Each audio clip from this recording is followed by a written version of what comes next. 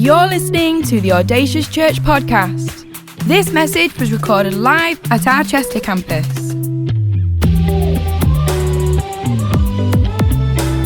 We know this is a great investment into your life, so tune in, listen up, and stay focused. For any more information, visit us online, audaciouschurch.com. Awesome. Well, it's so good to be in the house of God today and see so many people filled in this room. Who knows that we needed that new building? Come on, this is just the start, Audacious Church. God has so much in store for us. We've been on an amazing journey, but that is just a fragment of what he is going to do. But I got the honor and privilege of bringing the word to you this morning, and I'm super excited about it. This is the last message of our It's Complicated series. It's Complicated. Maybe this might be one of your first times in church, and what this series has all been about has been focusing on relationships. Friendships, more than friends, all the things in between. We've been looking at relationships. And to do that, we've been looking at the books of 1 and 2 Samuel, books found in the Old Testament of the Bible, looking at different Bible characters and what we can learn from them to help equip us in our relational maturity. Last week, Pastor Josh brought an amazing message looking at the character of Jonathan. And it was a phenomenal message. I was listening to it back, and Josh was encouraging us that we need courage in our relationships. And can we just honor Pastor Josh for an amazing word and response time that he led us in last week? Phenomenal. And I'm coming into land, and we're talking about a man called Nathan. Nathan. Turn to the person next to you and say, Nathan. Nathan. If you're Nathan in the room, we're not talking about you today, don't worry. This is a man from the Bible. But the name and the title of today's message is Be Honest. Be honest. And I've been really enjoying this series. I found that it's been really equipping for me in my relationships. I hold quite a lot of different relationships, and some are good, some are not so good. One relationship I've got is really good is me and my air fryer. Me and my air fryer have a very good relationship. I love my air fryer. It looks after me. It provides for me.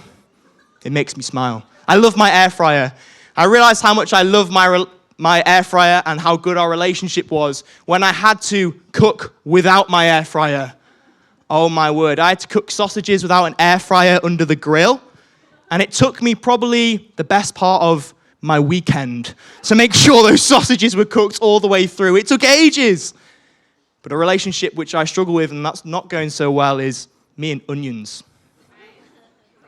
Growing up, onions used to make my mum cry. And let me tell you, no one makes my mum cry. So I've been working on it, but there's a lot of animosity between me and onions, and there's a lot of layers to get through.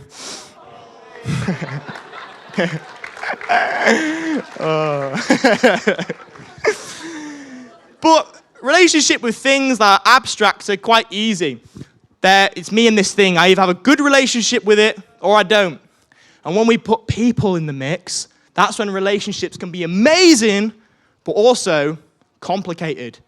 Because it's not just me and my thoughts and my opinions, there's someone else involved. In April, I had an amazing privilege to go over to America. Yeehaw, anyone? If not, that's okay. And I was in America, and I've never been on a long flight before. And I flew from Manchester to London really early in the morning. And I got on one of those massive planes, I think one of the Boeing ones. I don't really know my planes, but it was a big plane. And I was excited because I was like, I've never been on one of these big ones before. What's it going to be like? So I walk in and walk up the stairs on low sleep, and I see like individual sections with curtains and my own big TV, and I'm thinking, wow, all this for me. And I see people are bringing food out, and I'm like, I'll have whatever he's having. And they say, excuse me, sir, you're down there. I'm like, no. Maybe there's more of these big, spacious, comfy chairs down at the back of the plane. I kid you not, as I'm walking, I'm seeing the booths get smaller and smaller. The TVs shrink. as I go to try and stop in what I now know as business class, I'm like, I'm fine here. I think this is around here. They say, no, sir, you need to come further. As they lead me right to the back of the plane. And I'm like, oh, okay, I see what it is. But no hope was lost as I had Angry Birds, anyone familiar with the game, on my little TV on the plane. So then it was all good, and I had a lovely journey. Get to America, and there's a guy who comes and picks me up, and he became a really good friend of mine.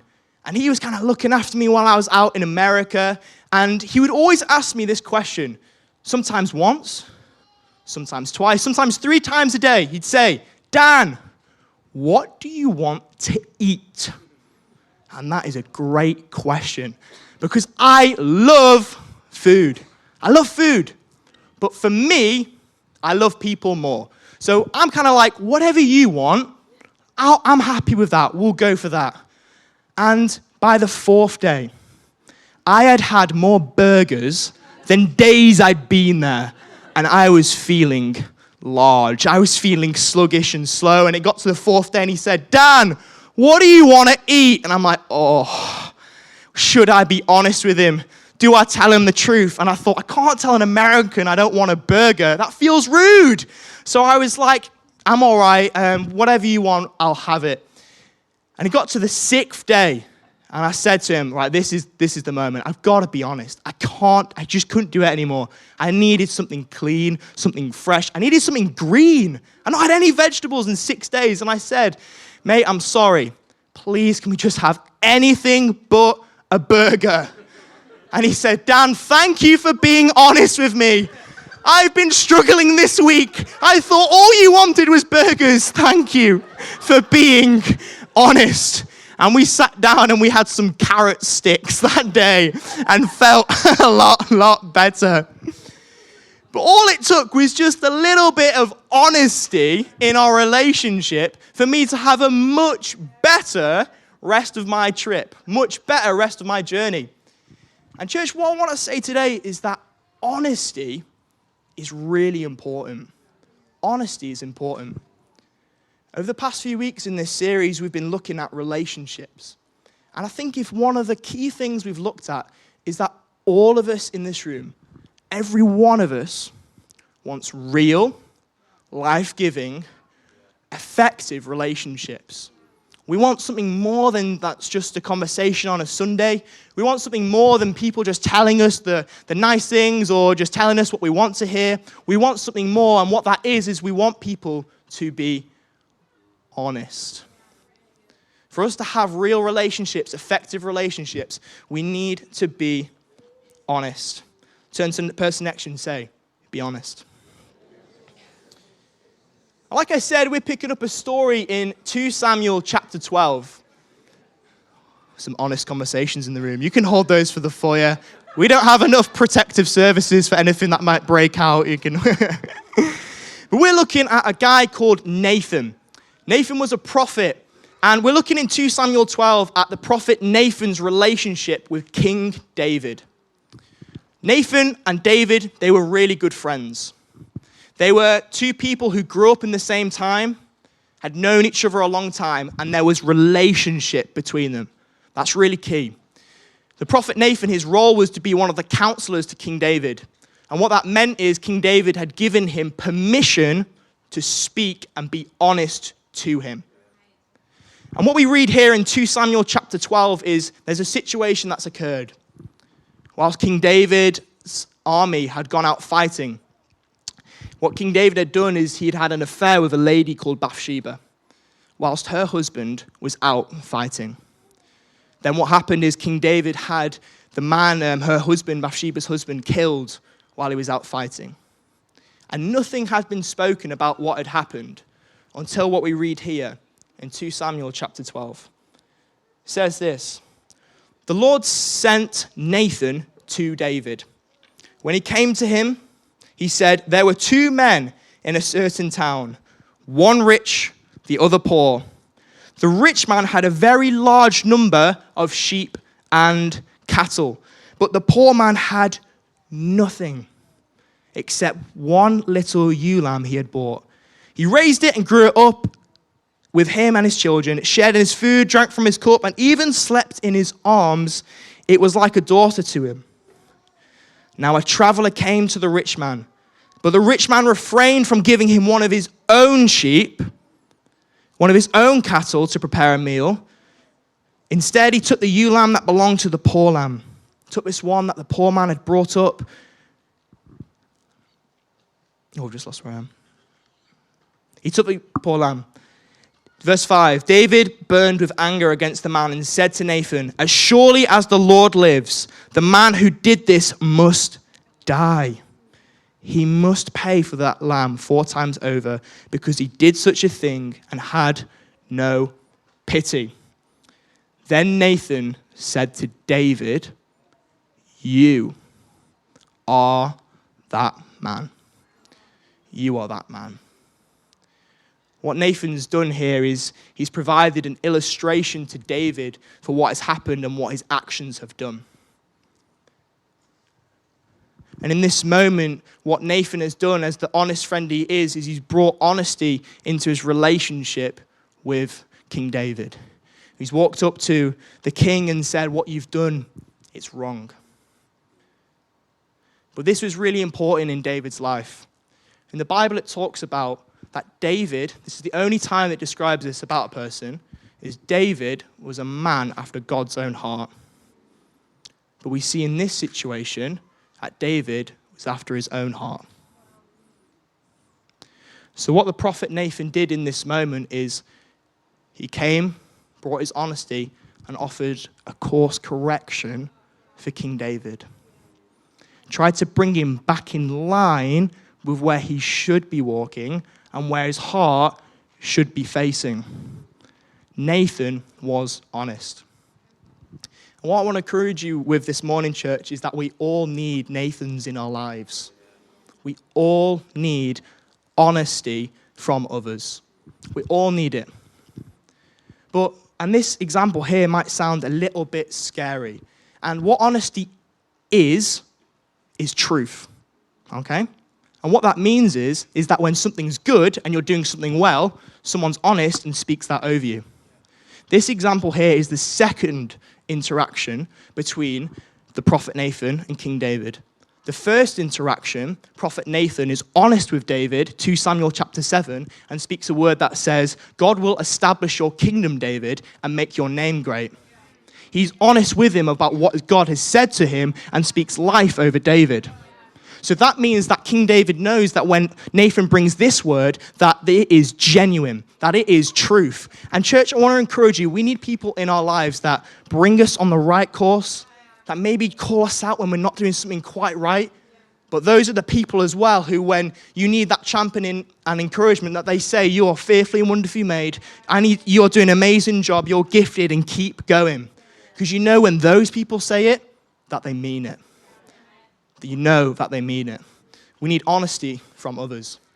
I'm so thankful for the relationships in my life with people like Pastor Lee, Pastor Josh, Gabe, my friends, people over the years who I've been friends with, who I have relationship with. There's relational equity in the bank. And they have permission to tell me when, Dan, what are you doing? But they also have permission to say, Dan, keep going. And I know that when they say it, they mean it on both sides of the spectrum. Because I know there's times in my life, I know that we're all like this, that we're on a journey with Jesus. And there's times where maybe I might be just walking a little bit off course, where my heart might not be quite in the right place. I need Nathans in my life. And church, we all need honesty from others. The second thing is this, is we need honesty to others. Honesty to others. We all need to be a Nathan. We all need to be a Nathan. And what this does is, being a Nathan, it takes courage. Could you imagine what Nathan was feeling after this massive thing had happened? And no one has said anything. And he's got to walk up to the palace and say, King David, it's not on. What's happened? It takes courage. When I was younger, my uncle, he would often buy Christmas presents for me and my brother that my mum wouldn't like. For example, my mum wasn't a big fan of the Nerf guns, but we kind of twisted her arm a little bit so we could get a couple So what my uncle did is he got me and my brother crossbows the next Christmas. I remember the year after, my mum has a very strict rule, no football in the house. And my uncle, the following Christmas, bought us footballs specifically engineered for indoor football play. And they had lights in and everything. And I remember me and my brother, we were in our hallway, and I'd lined up this shot. I'd seen the ball and the net, and it was the World Cup final in my mind, and I took my steps back for composure, and I hit this beautiful shot around the banister, skimming the window frame, and bang, into my mum's favorite giraffe ornament. And it just, when something falls in slow-mo, and it just crack, and the head came off, and I'm thinking, no. Uncle Neil, you've set me up for failure. No. And I remember thinking, can I blame it on something? Can I say, it was windy? Can I say it was an earthquake because I'm trembling? I mean, come on, Mum, I promise you it happened. And I remember thinking, when you just know you've got to be honest about something. And I took the courage step into the living room, giraffe head in one hand, football in the other, eyes to the floor. Mum, I'm sorry, I broke the giraffe head. And I was shaking. It was scary. But when it comes to being honest, we need courage to bring honesty to others. We need to be courageous in our honesty. But the cool thing about in this story here is that Nathan wasn't just by himself. Nathan knew that God was with him. And if God's for you, who can be against you? Joshua 1:9 says, have I not commanded you? Commanded, told you, be strong and very courageous. Church, I believe that there's conversations that we need to have through relationship, through love, but it's going to take courage for us to do that. Young people in school, I believe that you're going to be put in places where you're going to bring honesty. Because what honesty is truth. In your workplaces, there might be some tough conversations that need having, but through relationship and love and taking that step of faith, honesty can be brought into the conversation. We all need courage in our relationships. And as I've just alluded to there, we also need to make sure that when we're being honest, that we're doing it out of grace and truth. When we're honest to others, we do it out of grace and truth. Like I said, when I was growing up, some of you might know my parents, and I grew up in a Christian household, which was an absolute blessing. But it meant that there were some rules. There were some things that I could do, and there were some things I couldn't do. Pokemon. Nope. Tracy Beaker. Nope. Tracy Beaker Returns. Nope. Beyonce. Nope. Apparently I should only be crazy in love with Jesus. But the biggest one, Harry Potter. No. To this day, I have never seen Harry Potter. And it's never caused me too much issues in building relationships with people. It's never come up too much and stopped me making a relationship with people until this one time. We were at a youth event and I walk in the room and this guy just locks eyes with me. And he points at me and says, you. I'm like, me? And he says, you. And he sprints over to me, looks me in the eyes, never spoken to him before, don't know who he is. And he says, you look like a Hufflepuff. I'm like, a what? I'm ready to lay hands of prayer and petition on my brother. And for those of you who don't know, like me, apparently Hufflepuff is some like Harry Potter thing I don't know. I was like, what are you saying? Should I be offended? Should I celebrate it? And I was just completely bamboozled. That's the only word I've got for it. And when he came and he brought that to me, I was shut off.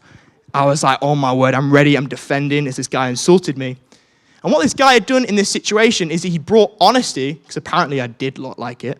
Whatever, I'm not bothered anymore, I promise. He brought it out of courage, but the way he did it, there was no grace. He came in and communicated it in courage and came up to me, but the way he did it was all wrong. Church, when we're being honest with other people, when we're being Nathans in other people's lives, we do it out of grace and out of truth. It's a cool illustration I was reading about that grace is like the epidural, like the anesthesia in a operation, and truth is like the scalpel. We've got to have both. Have truth without the anesthesia. It's going to be painful. And on the flip side, we can't just have the anesthesia without the operation. We need both grace and truth. Ephesians 4:15 says, speaking the truth in love, which is in grace, we will grow to become in every respect the mature body of him who is the head, that is Christ. Speaking the truth in love. Church, could you imagine what it would look like if in our friendships, in those relationships, that we communicated things out of grace and out of love?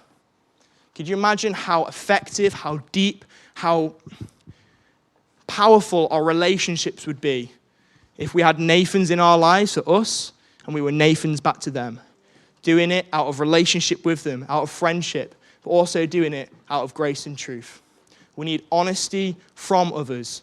We all need a Nathan. We need honesty to others. We all need to be a Nathan. Well, the final thing I want to encourage you with is we need honesty with Jesus. Honesty with Jesus. After this dialogue in 2 Samuel chapter 12, we read in the book of Psalms, which is primarily written by David. And in Psalm number 51, about David's lament, his broken heart about what he's done.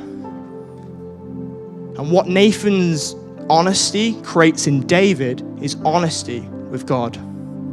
In Psalm 51, verses 10 to 12, we read, create in me a pure heart, O God, and renew a steadfast spirit within me. Do not cast me from your presence or take your Holy Spirit from me. Restore to me the joy of your salvation and grant me a willing spirit to sustain me. Church, we need to be honest with Jesus. We need to be honest with Jesus. And before I go into bits of what I want to say, I was just thinking as we were singing the beautiful song of He Will Come Again, I just want to take a few moments to, if you don't know Jesus, or maybe you kind of forgot who he is, I want to tell you. See, what 2025 is it's not just a random year. It's 2025 years since the world was changed. It was 2025 years since the Son of God came down to earth, named Emmanuel, God with us.